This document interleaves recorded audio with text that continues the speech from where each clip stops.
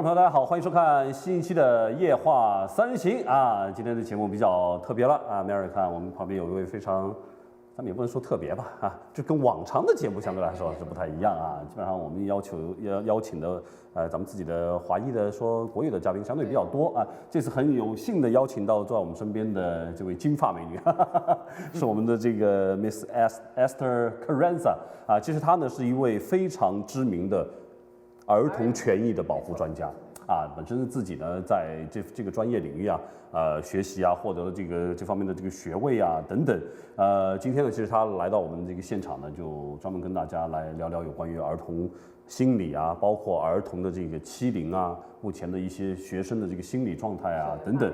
现在其实正好是大家都越来越关注相关的这个话题的这个时刻了啊，我们也会稍后提到啊，非常应景啊，因为这两天呢 ，CBC 正好也发布了一个相关的这个调查啊，就是来自于前段时间啊，汉密尔顿有一位这个 teenager 啊，在学校里面被刺死啊这个的情况啊，那么也做了一个比较大的调查，我们一会儿会跟这个 Miss Carenza 啊一起来这个分享。同时呢，它还有一个非常好的一个活动啊，在下个月呢会带给我们大家啊。接下来我们不妨请这个 Miss Carenza 先简单给大家做个自我介绍。So first of all, welcome to our show. Thank you for your time. Thank you, John and Mary. And first of all, just speak a little bit to our audience, our viewers. Just introduce yourself a little bit. Thank you. Hello, my name is Esther Carrenza, and I'm here today with John and Mary. We're to discuss children and the challenges that they face. I come from a very interesting and eclectic background. I started with the University of Toronto in sociology and also with languages, then went forth to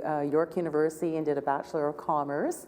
In between that time, I then was at the United Nations United Nations Development Bureau of Africa and worked in Manhattan on the Fourth Women's World Conference with all the different women from all over the world doing all sorts of interesting things. Of course, that also involved children. From there, I then did my master's at the Maxwell School of Public Affairs and Citizenship at Syracuse University, where we had very good, interesting discussion of international issues and related to all sorts of different areas.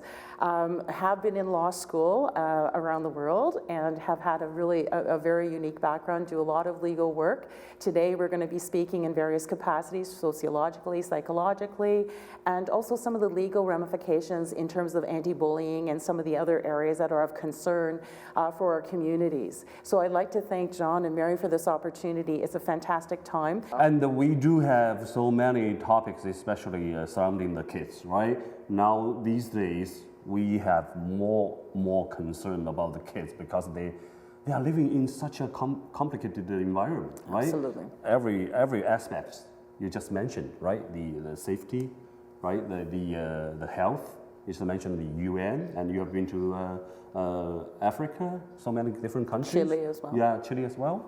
刚才呢，这个 Esther 也说了自己从事的这个很多相关的这个工作啊，其实不仅仅是青少年的这个心理活动啊，他刚才在一部分的介绍里面也说到了自己从事这个联合国 UN 的这个工作啊，去到非洲一些国家啊，接触了这个好多一些除了贫穷之外，好多都是有病患的这个问题，对吧？很多一些严重的这个传染疾病啊，都需要我们一起来这个携手来面对。当然了，他也花了很大一部分时间来介绍他的这个节日的这个活动，对吧？即将到来这个 November 27th， 马上要到来这个活动。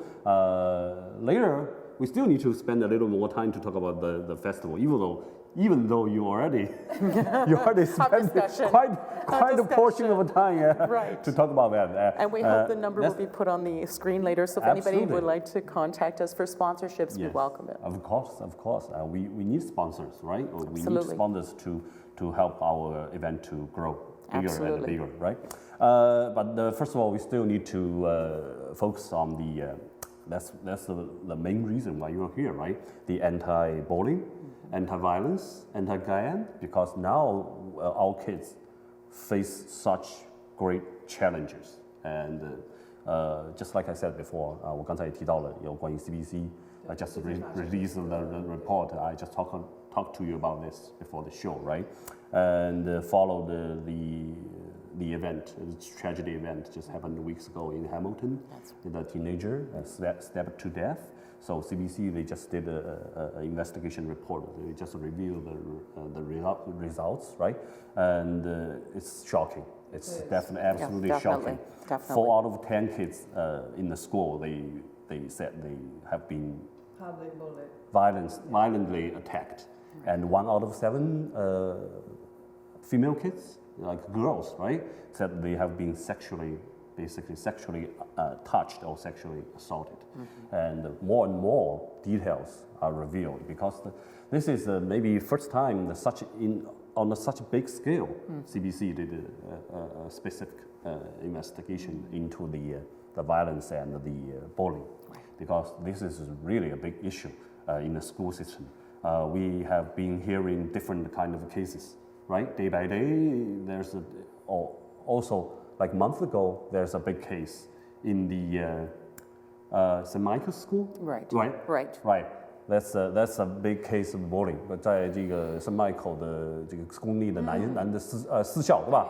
私立这个学校啊，发生了他们的这个职业球队里面，而且已经是累积了很多年以来形成了一个惯例，对，不是偶然的一个现象。So the bullying is kind of like a very, very big and serious issue we need to tackle for all of us, right? It's not just the kids, not just the parents, it's everybody's the concern, right? Ms. Carenza, Esther, as a specialist, just tell us a bit what you see and what you hear about the bullying issue right now. From the school, and what are you thinking about it, and what can we do to tackle or to just solve the issue? I guess it's not that simple, right? It's been there the whole time, but we need to do something. Right. Yeah. Well, suicide is the second leading cause with children under 18 from bullying. It's amongst children. It's a really, really serious issue. I've talked to, because I've been involved with children, we've done various projects with children with disabilities, children with illness. Right. It's a very, very, very serious problem. The schools have reported that even grade 1s now are actually bullying each other. So we've been out there trying to do anti-gang, anti-drug, and anti-bullying talks. It is really sad because we see children, you hear it in the news, you hear it in the Globe, like different reports of children putting their sandwiches, dousing it in bleach, and killing themselves, like that type of thing, because they don't know where to turn. That's horrible. It's really, really a scary thing. So what we really have encouraged is that we want open and honest conversations with parents, like, maybe the children can sort of speak. And of course, there's ramifications that I can also speak of in terms of, that's probably the first, level. There's also the school boards now in terms of the Ontario Education Act. It was amended on June 19th, 2012. It's Bill 13. And that put legal consequences into any bullying. So they could mete out any of the bullying activities and promote more fairness and equality amongst the kids and more of a kinder, gentler society. So that's on the education side from the schools and the school boards. Then, of course, there's no offense termed bullying under the Canadian Criminal Code, right? Yeah. There's nothing of that nature per se, but there are behaviors and incidents which can be characterized as an offense, and they fit within the Canadian Criminal Code. So we talk about criminal harassment under Section 264. Right. We talk about uttering threats, which is 261.1 section. We talk about, say, assaults, okay, that's the physical touching, anything verbal, sometimes depends on the degree of it, and that's 265, Section 265 and 266. And of course, sexual assault, it is under Section 271 of the Canadian Criminal Code. These perpetrators, whoever these kids are that get involved and do this type of thing, can be subjected to youth or an adult type of sentencing so that they can try and curtail some of this. It's very serious. Crowns take it very serious. The police take it very serious, and that should be the case. So the school boards have their component where they're working to do whatever they can. Of course, we do want the community level supervision of children. So we want the community to be supportive and to be aware of what's going on because they play an important part and they can step in to circumvent some of the problems. And of course, then if it doesn't, actually take care of itself, authorities should be involved. There are hotlines, Bullying Canada, there's all sorts out there to help these kids, but it really starts with all of us, both at the parents level and the families, and then it goes into the school boards, of course, and the community awareness. And we have to be very vigilant of this because there's so many children, whether they're refugees, whether they're, kids in the neighborhood that have, like I said, a disability, different aspects, because it really impacts them in such a significant way. We just mentioned the kids, they need to get help, and like hotlines and different levels of government, they offer the help.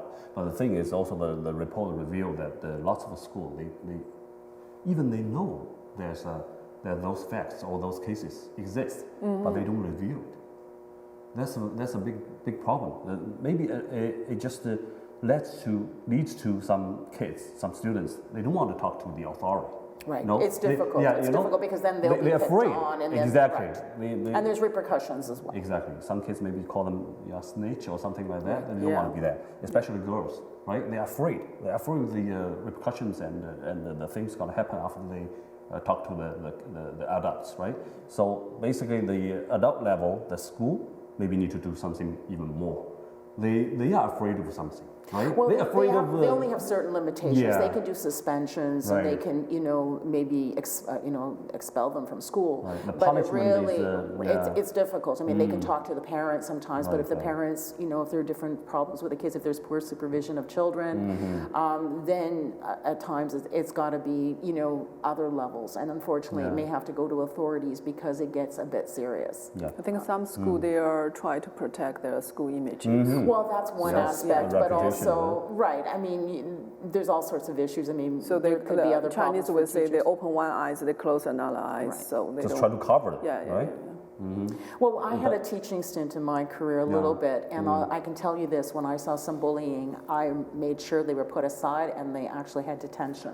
And I was very strict. I would make them study, or I'd make them work, or and I would be in touch with the parents. I'd also seen domestic violence in the class, and I wouldn't tolerate it. I would never tolerate it. Once or twice, and of course, this is something I wouldn't encourage people to do, but I have got in the middle of a gang and stopped somebody from being beaten up because I was very concerned. Pulled the person and brought them on the bus with me, and that somehow was okay. But I wouldn't encourage that because that gets very dangerous. But that was because I was concerned about the individual and wanted to do my part as a community citizen. So we are talking about, I think the thing, there's two sides of it, right? One side is the consequences, or what can we do in the criminal system, also the punishment, and sometimes the school only can do so much, right? But the other side, and it's like the police, they want to tackle and just get rid of the criminals and the whole system. The thing is, once we get to the bottom of it, we all want to know, what can we do? Why is this happening? So people are thinking, the kids, because they are influenced by so many things, especially these days, right? It's internet, everything, right? The violence is all over the place. Yeah, so, is this? Do you think this is the main? So what cause? Main What's the cause cause? To now these days, more and more kids, they are getting involved to assault and the bullying. Well, bullying has been around for a very long time, and I think that, in the past, before, like, we've had this Bill 13, there was probably incidents happening and people just didn't report it. Or if they went to the schools, sometimes the schools didn't do very much, and the child had to learn how to cope with it in some other way. It could affect them psychologically, it could affect them in schools and all sorts. I found that when you have families that are very strengthened, thankfully that really helps the kids because it gives them a foundation of which they don't feel like they have to belong with the crowd and they don't have to follow peer pressure, whether it be in drugs, whether it be in gangs, or whether it be in other violence. Those others that have actually created, and we've got incidents in high schools as well. I mean, there was a police officer who I know, really dear person, who lost her daughter because of this violence against her daughter. I don't know if you heard about the stabbing of this young woman. The year doesn't come to mind, but I do remember it was an awful situation, and I kept thinking, why wasn't somebody there? They were brought to justice, but it's just one of those things that it's been around for a long time. The internet doesn't help, the television, the violence that they hear, or the songs, the music that's out there now. I mean, when I listen to some of that music, it's really, it almost encourages, or it's cool to listen to this. It's cool to do this. To be in the gang, something like that, right? And that's another thing with the gangs. 7,000, youth in Canada belong to 434 gangs. That's incredible. And we're talking about, half of those are under under 18 years of age. That's a Canadian police survey that came out. That's crazy. And these are they join for various reasons, right? I mean, because obviously the bullying comes through gangs, right? Yeah. It could be one person, it could be 2 or 3 people, and these are gangs of people that make a decision. They don't like the child for one particular reason or another. Maybe they're a refugee, maybe they have a disability, maybe there's an illness issue, or they maybe have behavioral problems, right? They could be antisocial people. They could also be aggressive, right? They have aggressive issues from when they were smaller. These are behaviors. Again, poor supervision from families, or they're around other delinquents, right? Yes. Their peers are delinquents. So they gang up on these kids, and it's really disgusting to see this. What happened to Devin Salve, what happened to this young woman, what's happening to other young kids around Canada. It is just unacceptable. And I think we all know that as individuals, and we maybe need to take a stand on that, and maybe even from the community perspective, if we see that along those lines. But I can tell you the criminal code now will address some of that, both at the youth level, and they need to be responsible at an adult level if they continue that type of behavior, because there's no tolerance for this. And I know the police are very supportive of that. Yeah, I think that's I want very to add important. something. Just want put it on like the number. Maybe I will say Chinese first, and then later on I translate to you. Yeah, this is just a group number. 这个加拿大一个网站呢，现在最近做了一些调查，就关于这个校园凌霸的这个霸凌的这个事情啊，64%的学龄儿童呢认为这个校园霸凌是生活的一部分，校园生活的一部分。So 64% children thinking this is regular, like if they are bullied in school, it just regular happen.Daily happen every day, so 就是加拿大全国的校园平均每7分钟就有一次霸凌事件发生。13岁呢是这个霸凌事件发生年龄最高的这个阶段，50%的这个高中生呢认为，他们在学校或者是在其他的场合都会碰到这样的霸凌事件。85%的霸凌事件呢发生，就是说。85%的事件发生的时候，不光是这些就是受害者和这个霸凌的人在现场，旁边还有其他的这个学生，所以你想这么多的这个学生人群，直接的或间接的都遇到过这样的事情，所以这个数字的调查，我觉得还是应该引起学校呀、社会呀，包括警察各方面的这种关注和重视。确实是啊。我们先这个打断一下啊，今天因为。节目说的内容比较多啊，我们就不休息好吧？一整节的时间啊，都用来啊，这个跟Esther 来讨论这个问题啊。其实刚才 Mary 你也说到了，说 Mary just review some more facts, research results, yeah, about the bullying situation, and it's kind of always when we hear the numbers, it's like you just cannot believe it, but it is really happening. Yeah. Right?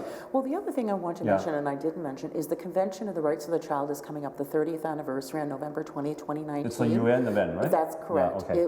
It was a rapidly and widely ratified international human rights treaty for children, and it is a fantastic opportunity. It's a global commitment to advance children's rights. So what it did is it provided a distinct set of rights for children. They're no longer passive objects of care or charity, but it actually empowers them in some regards, and it decreased infant mortality. It also increased school enrollment around the world. But it's something that, and gives rights to children in terms of health care, in terms of nutrition, in terms of education. So this is one aspect that now a number of people, I know there's a book, The Law is Not for Kids. It's written by Marvin Zucker, and it actually discusses some of the rights of the kids, both from a family perspective, from a criminal perspective, from even opening up bank accounts, but it brings an awareness to advancing children's rights. I know that the Trudeau government and other government, other governments have looked at, say, for example, providing a charter for children, although we have the Canadian Charter of Rights and Freedoms, but it might be another way to sort of empower them with more rights. It's a structural issue from a legal perspective, but it might be the convention itself, if we celebrate it, and we may talk about this on another opportunity, because the UN has been instrumental since the aftermath of World War II with Europe's, the plight of the European children being very grave. They didn't have food, they didn't have clothing, they didn't have, health care, and they provided it, of course. And then they obviously, we can talk about this in another time, but in 1953, of course, UNICEF became a permanent part of the UN. Yes. And they did wonderful successful global campaigns, like in terms of YAWS, YAWS, which was the disfiguring disease of children. Millions of children, which obviously comes into, the bullying aspect where kids look different, and of course, then other repercussions happen. But they took this on, and they took care of millions of kids, which was fantastic. And then, of course, in 1959, we had the Declaration of the Rights of the Child. So there was always, the UN General Assembly has always looked to increasing the rights of the child. Now, we know that 1959 or 1989 to the present, we have the Convention of the Rights of the Child, like I said, which is a serious global commitment. It's historically unprecedented around the world, and they are trying to advance children's rights. So perhaps we can sort of alleviate some of these conflicts, we're hoping, alongside with awareness and, of course, enforcement in the end, if there's certain issues that result. If there's psychological issues for these kids where they've had these behavioral problems, then the courts have to find ways, or the community also has to find ways into getting them to look at those kinds of problems. Yeah, you just mentioned the UN event. That event is on November 30th, right? It's November 20th. My event is on November 27th, but the yes. 30th anniversary is on November 20th, 2019. Okay, just a week away, right? Right. So we're celebrating that in conjunction. We can talk about that and maybe in another time, because we do have a limited time. Absolutely. We still need to. I want to just spend more time talk about the event just coming up. You mentioned November 27th and the festival. What's the name again? Just say it. It's the Children's Holiday Get Together. Yes, it will be on November 27th, and it's in the evening, right? That's correct. 6:30 to 9:30 p.m. and we can see the location and the time, and it's on the screen. Community so Center. You just mentioned that this is the 3rd annual get-together, right? That's right. What's the initial motivation for you to organize such a great event? I always love working with children. Yeah. I've always done a lot of my research from undergrad at the University of Toronto. I've taken on special projects, whether they've been from a sociological perspective, educational, psychological. I also have a lot of psychology courses in my background. I think I have about 7 of them, including abnormal psych, children's special development as well. So it's always been an area of interest. Of course, the teaching sort of extended more of that background in terms of having contact with children and being very receptive to what was going on in the classrooms and other issues outside of that. When I was a teacher, the occasional teaching with the board, I always did, when we did Remembrance Day, we were very active and, for out of the COLD program, the women's shelters, these kids, I wanted the children to have an understanding and a respect for their community. So that was always, it was a lot of work to do, but we were always respectful. Of course, with Remembrance Day, November 11th, there was a big commemoration where the children learned their poetry. We taught them poetry, music, dress code, which was very interesting. No jeans, no, it was very respectful because we appreciate, our veterans and we appreciate the Canadian forces. It's a big deal. So the other aspect has been that I went to Nigeria and I did a lot of work with children. I was encouraged to become get into pediatrics with being a doctor. And I did volunteer for sick kids when I was younger. I also volunteered in a lot of other institutions with children, including the Hugh McMillan, it was called the Hugh McMillan Medical Center at the time. So there's always been a love for children, always wanting to do some great things for kids and to give them the most encouragement to fulfill their dreams, because that's something that's very important. Is this where you are in Nigeria? This is a Nigerian picture. This was at a function where they were very excited. There are various tribes in Nigeria, and of course this was the Igbo tribe. So I was learning the Igbo tribal language. I learned Yoruba, I learned a little bit of Hausa, and of course they have what they call a pidgin English, which wasn't my favorite. I would rather speak the tribal English, tribal language, but yes, it was a fantastic opportunity.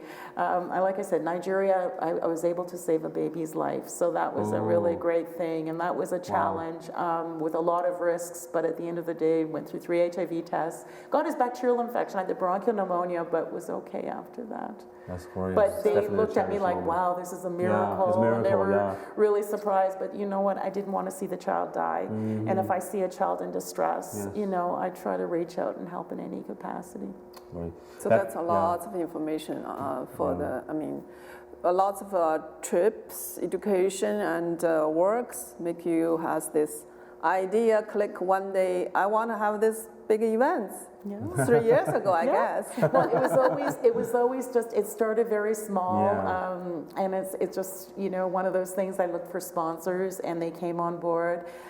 We had all sorts of music. We celebrate, like I said, Eid, Diwali, Chinese New Year, Christmas. I'm trying to think of all my religions. This year we put the Sikh holiday, the happy Guru Parab, and it's Hanukkah as well. So it's something that really welcomes a lot of children, you know, and celebrates and gives them a moment to have fun, dance, enjoy a play, some gifts, and then we do other community events. We go into other schools after this particular event, and we give different gifts, you know, whether it's teddy bears, gluten-free and organic cookies from commercial bakers who are wonderful bakeries, and other individuals who are really keen. Lots of interesting students that come out to help.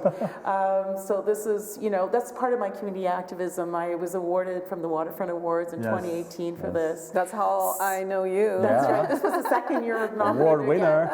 So I did a lot, and I love children. So there's. I definitely believe this year's event is going to be a very successful one. I know you have a lot of sponsors already, right? Yes. We have a lot of sponsors, but we're trying to increase it to a larger number. number. So maybe mention some of your sponsors. Yes. Okay. We have Data Integrity from York University. Nick Felicetti. We of course have Gino's Pizza. Nando's Bay Street. Brian Ellis is a terrific man. You know, for those who'd like check in and want to get out there. Starbucks from Brittenell. Commercial bakeries who give us gluten-free organic cookies. We get tremendous amounts. We have Sports Check. We this year have the Host Fine Indian Cuisine, which is giving us food. We have Mr. Submarine, and No Frills Vito's No Frills comes on board. So many. Thai Express from York University. We're trying to encourage, and the Body Shop last year gave us some different samples. This year we're hoping to get a bit more. Habibi Spa, she's a lovely lady who does facial. 889 Community has given us certificates so the children can do meditation, they can do the bars, they can do Pilates. It's a very artistic and great way. The Flower Project. So Thank you all the sponsors, and we welcome more sponsors. Absolutely. Right? We'd like some great Chinese food. We had Kanji Wong last year. Kanji Wong, if you're watching. Laura and the team. Coming that back. would be great because I love Chinese food. Okay, I'm so sorry.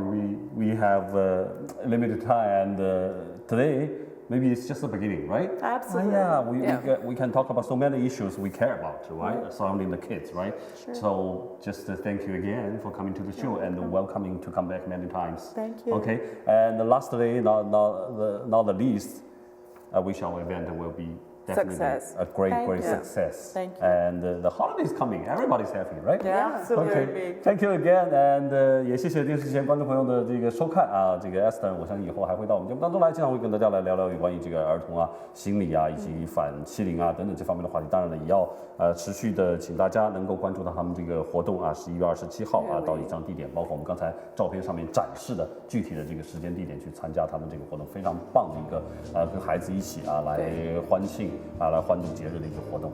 好了，今天节目时间到这差不多了，也再次感谢您的收看，也谢谢 Mary，Thank you Esther， Thank you Esther，我们下次节目时间再见，拜拜，拜拜。